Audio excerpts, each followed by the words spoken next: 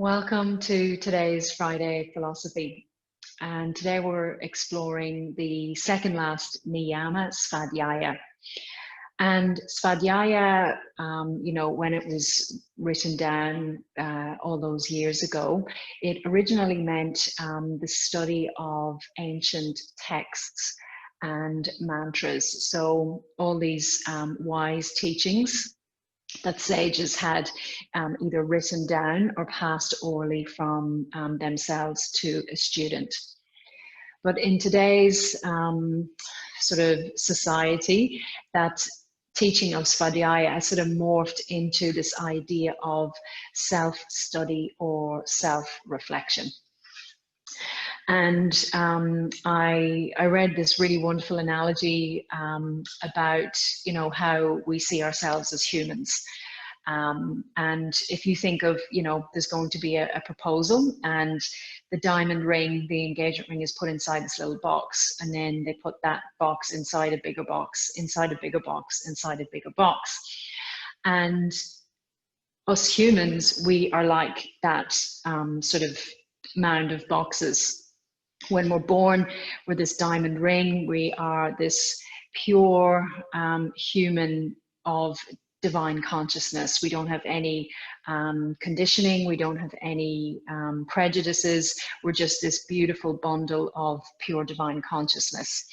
And as we grow older, and we're influenced by our family, we're influenced by our peers, our society, we start to sort of acquire all these layers. So all these boxes of, societal conditioning, egoic traits, familial beliefs, false beliefs, all of these things, they sort of build up and build up over years. And then, we suddenly find ourselves weighed down with all the stuff that is not necessarily ours.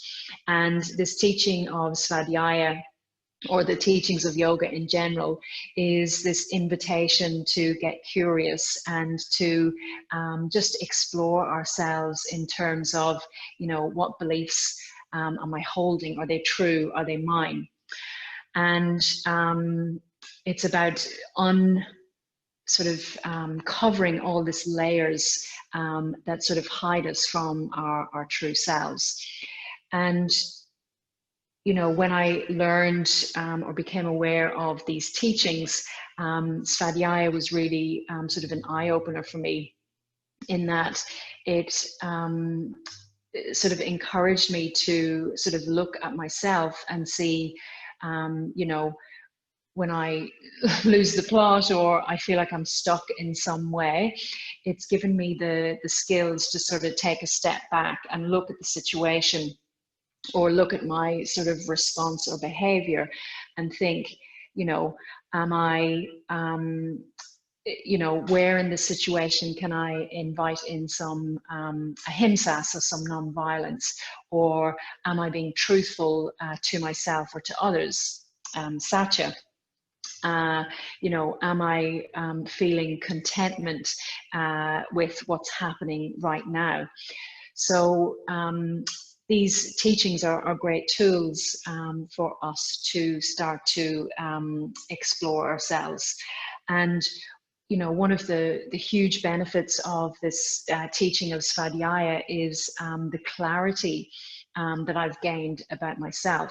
So when I am clear and I've been practicing these teachings well, I can really easily recognize patterns that aren't working. I can recognize a situation that's not feeling good. And then I can be clear about what I need to do to, end that situation or change that pattern. And ultimately that leads to less suffering, not just for myself, but for my loved ones around me. So I would love for you to share any insights that you have, or maybe ways that you practice Svadhyaya. And you can drop a comment below, or you can send me a message. I would love to hear from you.